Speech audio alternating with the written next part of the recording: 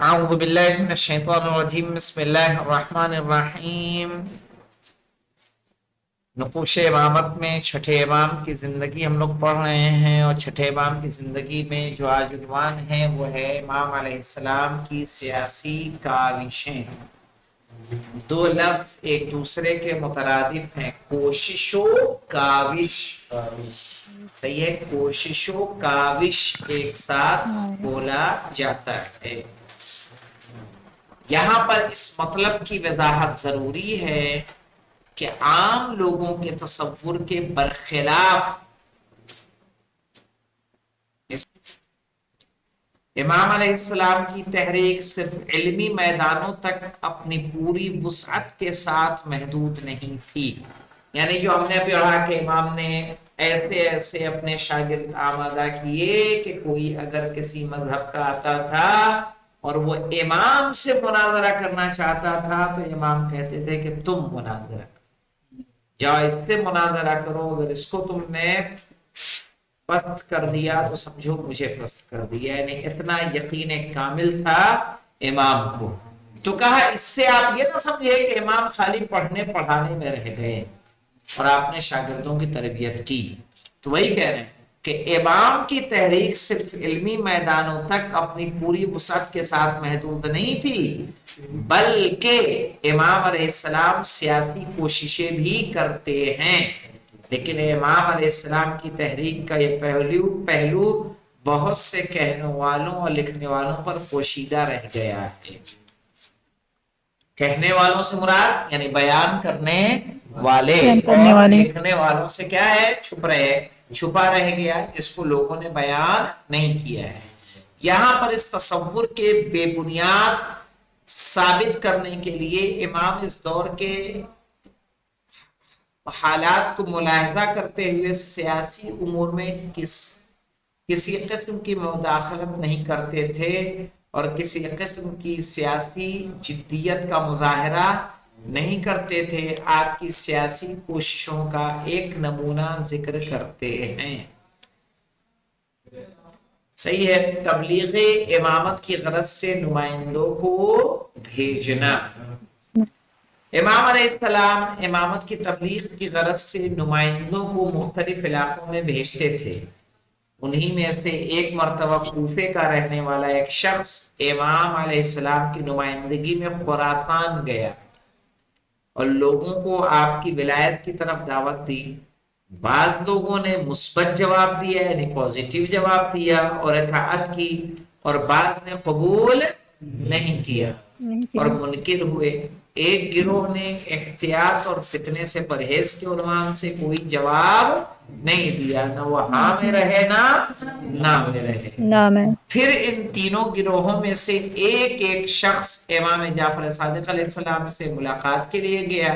اس سفر کے درمیان تیسرے گروہ کے نمائندے نے اپنے ایک اہم ہم سفر کی کنیز کے ساتھ بدکاری کی اور کسی کو اس بات کا علم نہیں ہوا۔ یعنی کیا مطلب ہوا کہ تین لوگ تھے نا، تینوں گروہ کے ایک آدمی، صحیح ہے، ان کی کنیزیں ہوں گی۔ تو اس گروہ کے فرد نے اپنے دوسرے گروہ کے جو سردار تھا، جو فرد تھا، اس کی کنیز سے کیا کیا جو اس کے لیے حلال بھی نہیں تھی۔ بھئی کنیز اس کی ہوتی تو اس کے لیے کیا ہوتی؟ حلال ہوتی۔ تو کہہ رہے پھر ان تینوں گروہوں میں سے ایک شخص امام جعفر صادق علیہ السلام سے ملاقات کے لیے گیا۔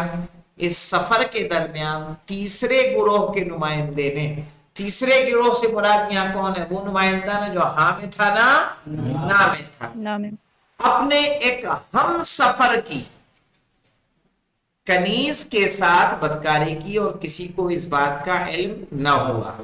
جب یہ چند افراد امام علیہ السلام کی خدمت میں پہنچے تو اس شخص نے کلام کا آغاز کیا اور کہا، اہل کوفہ میں سے ایک شخص ہمارے علاقے میں آیا اور لوگوں کو تمہاری اطاعت و ولایت کی دعوت دی۔ بعض لوگوں نے اس کی دعوت کو قبول کیا اور بعض لوگوں نے مخالفت کی، اور بعض دوسرے لوگوں نے پرہیز کیا اور احتیاط کے طور پر کچھ کہنے سے پرہیز کیا۔ امام نے فرمایا، تم کس گروہ سے ہو؟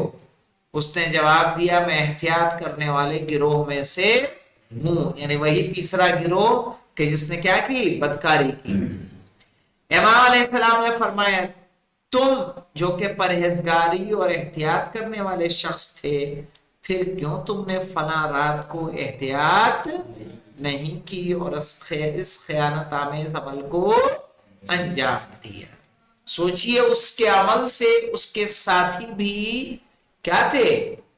ان کے ساتھیوں کی بھی اس عمل سے خبر نہیں تھی، لیکن اس کو خبر تھی۔ امام کے پاس آیا اور امام کو خبر تھی، کہا اگر تو احتیاط کرنے والا ہے تو جب یہ موقع آیا تب تو نے احتیاط سے کام کیوں نہیں لیا؟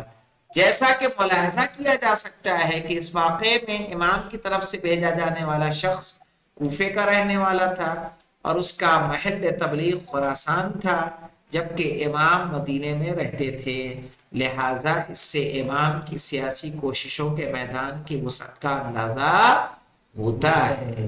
بھائی کوفے کا رہنے والا تھا نا، تو کوفے تک امام کی رسائی، پھر اس کو کسی اہم ذمہ داری دے کے کہیں بھیجنا، صحیح ہے؟ یہ دو علاقے ہیں کہ جہاں امام کا بذات خود وجود موجود نہیں ہے، صحیح ہے نا؟ بھائی انسان اپنے کنٹیکٹس کہاں قائم کرتا ہے؟ کہ جہاں وہ قیام پذیر ہوتا ہے۔ امام اگر مدینے سے کسی کو بھیجتے تو اس میں کوئی شک و شبہ نہیں تھا کہ امام مدینے میں رہ رہے ہیں، مدرسے میں آپ کے مدینے کے اندر آپ کا اسکول ہے، یونیورسٹی ہے، اس میں بہت سارے آپ کے شاگرد ہیں، ان میں سے جو جگہ شاگرد تھے ایک کو کسی کو ذمہ داری دی اور ذمہ داری دے کے بھیج دیا، لیکن امام کہاں سے بھیج رہے ہیں؟ کوفے کے رہنے والے۔ کہاں بھیج رہے ہیں؟ خراسان۔ صحیح ہے؟ تو اس سے سیاسی پڑکڑ آپ کی سمجھ میں آتی کہ نہیں آتی؟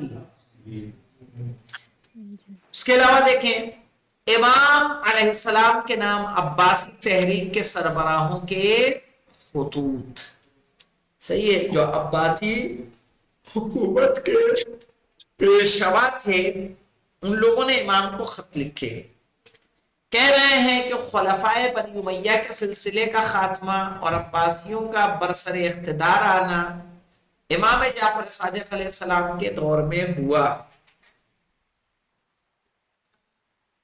امویوں کے خاتمے کی علت کس کو کہتے ہیں؟ وجہ، سبب۔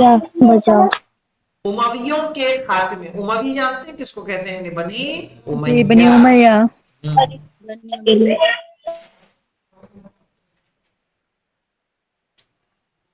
امویوں کے خاتمے کی علت لوگوں پر ان کا ظلم و ستم کرنا۔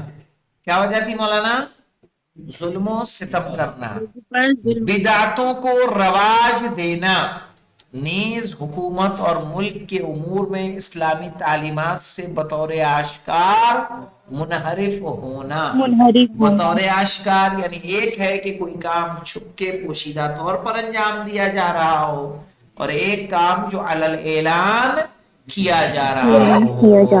صحیح ہے کہ ناظان ہو رہی ہے اور مولانا صاحب بیٹھے ہوئے ہیں، صحیح ہے، ان کے اندر کوئی حرکت پیدا نہیں ہو رہی ہے، تو اس سے کیا ہوگا؟ مولانا سے لوگ حسن ظن رکھیں گے کہ بدظن ہو جائیں گے؟ بھائی جس کے کاندھوں پر ذمہ داری ہے کہ وہ لوگوں کو دین سکھائے اور خود دین پر کیا کرے؟ عمل نہ کرے، تو لوگ اس سے کیا ہوں گے؟ بدظن ہو جائیں گے۔ اب ایسے میں دیکھیں جو خلفائے بنی، یعنی خلفاء کس نام پہ ہیں مولانا؟ خلیفہ رسول ہیں، نائب رسول ہیں، مسلمانوں کے خلیفہ ہیں، اس لیے ان کو زیادہ سے زیادہ پرہیزگار ہونا چاہیے کہ جائے کہ ان کے ہاں پرہیزگاری موجود نہ ہو، شراب کی جام ہاتھ میں ہو، صحیح ہے، عورتوں کا ناچ سامنے ہو، اور ہم بنے خلیفہ، تو کیا یہ خلافت مسلمان قبول کریں گے؟ ہرگز نہیں۔ کہہ رہے ہیں ملک کے امور میں اسلامی تعلیمات سے بطور آشکار منحرف ہونا، کہ ان تمام باتوں نے مل کر لوگوں کی نفرت اور غصے کو بھڑکا دیا، اور یہی مسلمانوں کے قیام اور انقلاب کا سبب بنا۔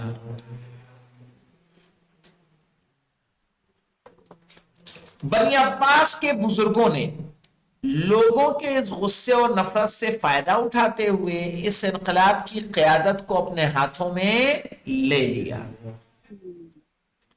بنی امیہ کے خلاف لوگوں کے قیام اور بغاوت کے اسباب میں سے دو اسباب بہت زیادہ اثر رکھتے تھے۔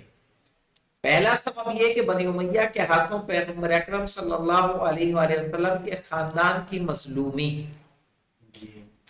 امام حسین علیہ السلام اور ان کے ساتھیوں کو کربلا کے میدان میں شہید کرنا، کہ جسے لوگ کبھی فراموش نہیں کر سکے، نہیں کریں گے کہ جب یہ بنی امیہ کے لوگ نواسہ رسول کو نہیں بخش رہے ہیں، ان کے گھر والوں کے ساتھ ایسا سلوک کر رہے ہیں، تو یہ ہمارے ساتھ کیسا سلوک کریں گے۔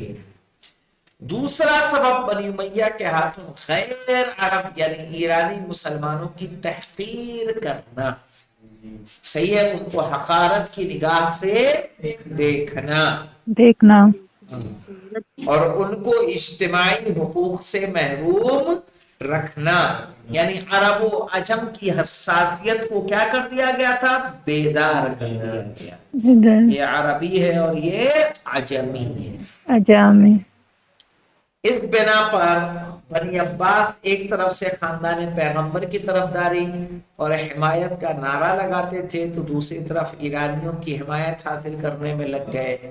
اسی غرض سے انہوں نے ابو مسلم کو خراسان کے لیے روانہ کیا، تاکہ اس علاقے کے لوگوں کو جو ایک مدت سے انقلاب اور قیام کے لیے آمادگی رکھتے تھے، مسلح قیام کے لیے کرنے کے لیے کیا کرے، ان سب کو جمع کرے۔ بنی عباس کے رہبر ابراہیم امام کے مرنے کے بعد ابو مسلم نے امام جعفر صادق علیہ السلام کو بیعت قبول کرنے کی تجویز پیش کی۔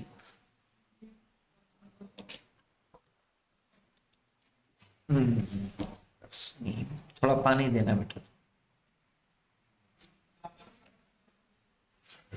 کس نے مولانا؟ بنی عباس کے ایک رہبر، کس نے؟ ابراہیم امام نے، کے مرنے کے بعد کس نے بھیجا؟ ابو مسلم نے امام جعفر صادق علیہ السلام کو بیعت قبول کرنے کی تجویز پیش کی، اور ایک خط میں اس طرح لکھا: میں لوگوں کو اہل بیت سے دوستی کی طرف دعوت دیتا ہوں، اگر آپ پسند کرتے ہیں تو خلافت کے لیے آپ سے بہتر کوئی نہیں ہے کہ آپ آئیے اور خلافت کو قبول کیجیے۔ امام نے اس کے جواب میں لکھا: ما انت من رجالی ولا الزمان زمانی، نہ تم میرے دوستوں میں سے ہو اور نہ زمانہ میرا زمانہ ہے۔ وما انت من رجالی، رجال کس کو کہتے ہیں؟ آدمیوں میں۔ وما انت من رجالی، تم میرے دوستوں میں سے، میرے آدمیوں میں سے نہیں ہو۔ ظاہر ابو مسلم کس کا آدمی تھا؟ بنی عباس، بنی عباس کا۔ اگر امام اس کی اس بات کو قبول کرتے تو وہ امام کے قتل کا باعث بنتی کہ نہیں بنتی؟ جی، جس طرح امام علی رضا علیہ السلام جی، وہ کہتے تو یہی خواہش مند ہے، محنت ساری ہماری، جنگیں ہم نے لڑی، اور یہ خلیفہ بن کے بیٹھ گئے۔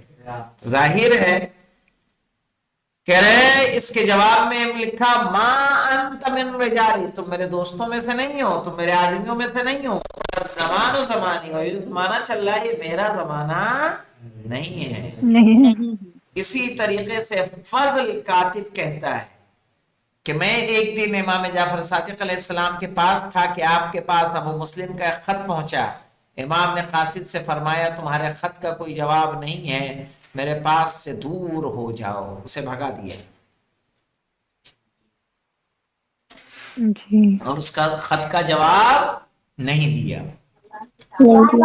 اس کے علاوہ ابو سلمہ خلال، کون ہے ابو سلمہ خلال؟ آئیے دیکھ لیجئے اسٹار پہ۔ ابو سلمہ کو خلال کہنے کی 3 وجہ ذکر کی گئی ہیں۔ اب یہ تو 3 وجہ تو دی نہیں یہاں پہ، چلیے یہ تو دیکھنا پڑے گا۔ ہاں، نے جو بعد میں وزیر آل محمد کے عنوان سے مشہور ہوا.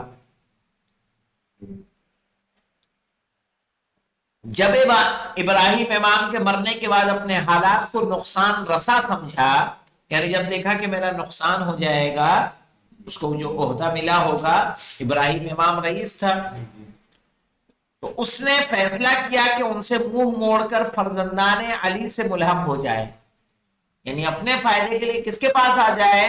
امام جعفر صادق علیہ السلام کے پاس. صادق علیہ السلام. لہذا اس نے علاویوں میں سے 3 بزرگ افراد، جعفر ابن محمد صادق، عبداللہ ابن حسن بن علی بن ابی طالب،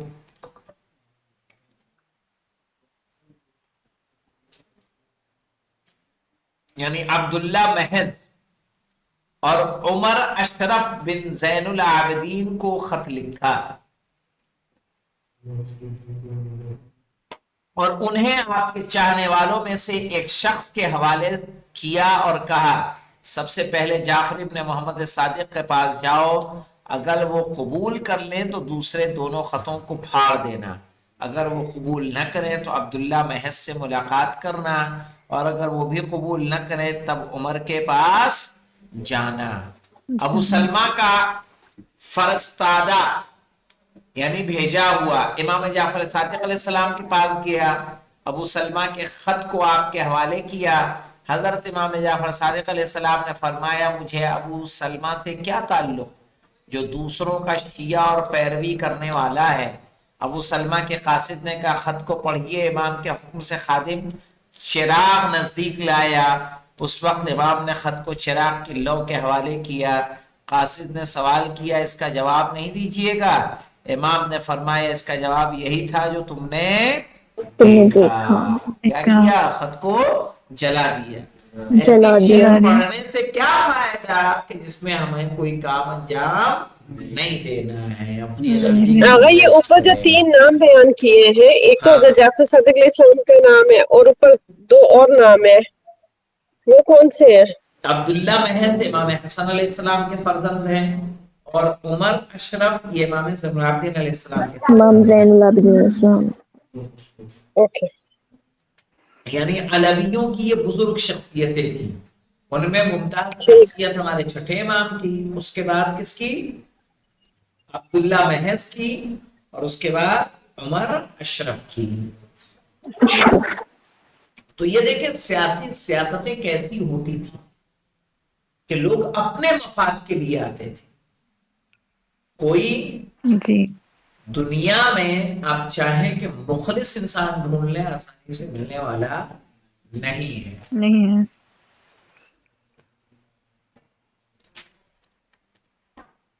پھر ابو سلمہ نے کیا کیا؟ ابو سلمہ کا قاصد عبداللہ محض کے پاس گیا اور اس کے خط کو عبداللہ کو دیا. جیسے ہی عبداللہ نے خط کو پڑھا، اسے چوما اور فوراً سوار ہو کر امام جعفر صادق علیہ السلام کے پاس آئے اور کہا، یہ خط جو خراسان میں رہنے والے ہمارے شیعوں میں سے ایک شیعہ لے کر آیا ہے، ابو سلمہ کا ہے، اس نے مجھے خلافت کی دعوت دی ہے. امام نے عبداللہ سے کہا، خراسان کے لوگ کب سے تمہارے شیعہ ہو گئے ہیں، کیا ابو مسلم کو تم نے ان کے پاس بھیجا ہے؟ یعنی کیا تم نے بھیجا تھا ابو مسلم کو؟ بھائی ہم نے، مجھے یہ بتائیے، میں آپ کو کہوں کہ جاؤ پالن پور یہ کام کر کے آؤ، ایک تیسرا شخص میرے پاس آ رہا ہے جس کو نہ بھیجا نہ اسے کوئی کام سونپا، تو کیوں آ رہا ہے؟ صحیح ہے. تو امام اس کو کیا سمجھا رہے ہیں؟ عبداللہ محض کو، کیا ابو مسلم کو تم نے ان کے پاس بھیجا ہے خراسانیوں کے پاس؟ ابو مسلم کو بھیجنے والا کون تھا؟ بنی عباس. بنی عباس. کیا تم ان میں سے کسی ایک کو پہچانتے ہو؟ جہاں بلائے، جہاں خلافت کی دعوت دی جا رہی، تمہیں کون جانتا ہے؟ ایسی صورت میں کہ جب تم نہ ان کو پہچانتے ہو اور نہ وہ تم کو پہچانتے ہیں، پھر وہ کس طرح تمہارے شیعہ ہیں؟ صحیح ہے. عبداللہ نے کہا، آپ کی باتوں کا مطلب یہ ہے کہ آپ کی نظر خود اس کام پر ہے. دیکھیے غلطی سمجھ گئے وہ بھی. کیا کہا؟ آپ کی باتوں کا مطلب یہ ہے کہ آپ کی نظر خود اس کام پر ہے. اس کا مطلب آپ اپنے چکر میں ہیں، اس کا مطلب یہ ہوا. صحیح ہے. امام نے فرمایا خدا جانتا ہے کہ میں ہر مسلمان کی خیر خواہی کو اپنے اوپر واجب سمجھتا ہوں، تو کیوں کر میں تمہارے لیے خیر خواہی نہیں کروں گا. خیر نہیں خواہی کا کروں گا. مطلب کیا ہوتا ہے مولانا؟ اچھا بھلائی چاہنا. جی بھلائی. اے عبداللہ، ان جھوٹی اور باطل آرزوؤں کو اپنے پاس سے دور کرو.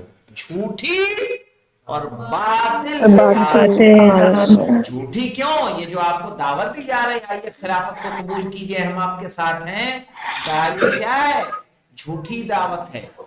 صحیح ہے. اور باطل آپ کے دل میں جو آرزویں طلب پڑ رہی ہیں کہ آپ کے شیعہ ہیں، چاہنے والے بلا رہے ہیں اور آپ جائیں گے خلیفہ بن جائیں گے، تو ایسا ہونے والا نہیں ہے. اور جان لو کہ یہ حکومت بنی عباس کی ہوگی، نہ کہ علویوں کی ہوگی. اسی قسم کا خط میرے پاس بھی آیا ہے. عبداللہ غمگین ہو کر امام کے پاس سے باہر چلے گئے. عمر بن زین العابدین بھی ابو سلمہ کے خط کے متعلق منفی نظریہ رکھتے تھے. انہوں نے بھی خط کو پلٹا دیا اور کہا میں خط بھیجنے والے کو جانتا ہی نہیں کہ اس کا جواب دوں.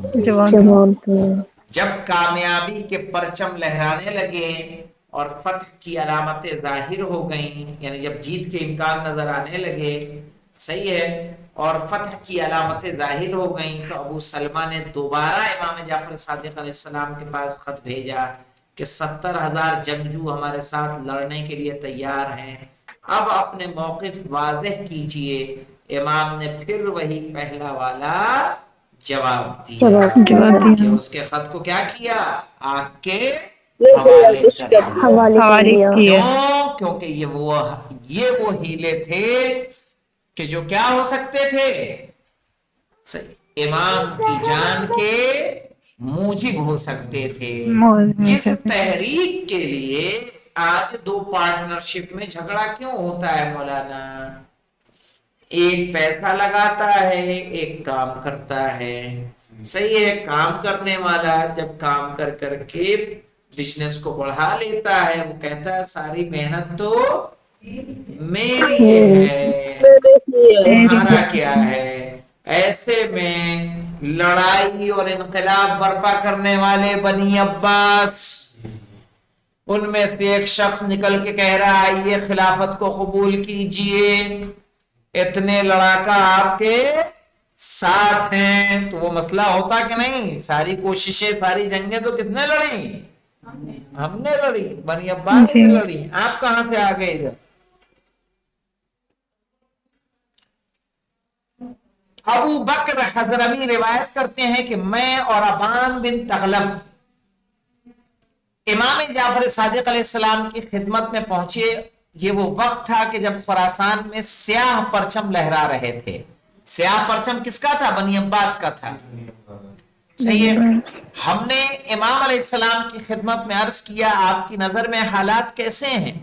امام نے فرمایا اپنے گھروں میں بیٹھو اور جب تم یہ دیکھنا کہ ہم کسی شخص کے اطراف میں جمع ہو گئے ہیں تو اسلحہ لے کر ہماری طرف دوڑ پڑنا. صحیح ہے. امام نے کیا کہا؟ جب تم یہ دیکھو کہ ہم اگر کہیں چلے گئے ہیں تو اسلحہ لے کے تم ہمارے ساتھ آ جانا ہے. امام نے اپنے دوسرے بیان میں اپنے اصحاب سے فرمایا کہ اپنی زبانوں کو روک کر رکھو، یعنی کہیں کوئی بیان مت دو اور اپنے گھروں سے باہر نہ نکلو، چونکہ جو چیز تم سے مخصوص ہے یعنی حقیقی اسلامی حکومت، وہ اتنی جلدی تم تک پہنچنے والی نہیں ہے. صحیح ہے. یعنی تمہیں اچھے اچھے خواب نظر آ رہے ہیں کہ بنی عباس والے یا علیہ سارات الحسین کہہ کے نعرہ بلند کر رہے ہیں اور حکومت کی دعوت ہمیں دی جا رہی ہے تو ہماری حکومت ہو جائے گی اور پورا کا پورا اسلامی نظام ہوگا. کہا امام نے کہا وہ ابھی آنے والی نہیں ہے. یہ جھوٹے دلاسوں پہ اپنے آپ کو خوش مت کرو، گھروں میں رہو، بیجا بیانات مت دو. صحیح ہے. جا کے کہیں چائے کی دکان پہ کمنٹری نہ کرو. صحیح ہے. جب یہ ہو کہ میں نکل رہا ہوں تب تلواریں لے کر نکل میرے رہا پیچھے ہوں. آنا. والحمد للہ رب العالمین.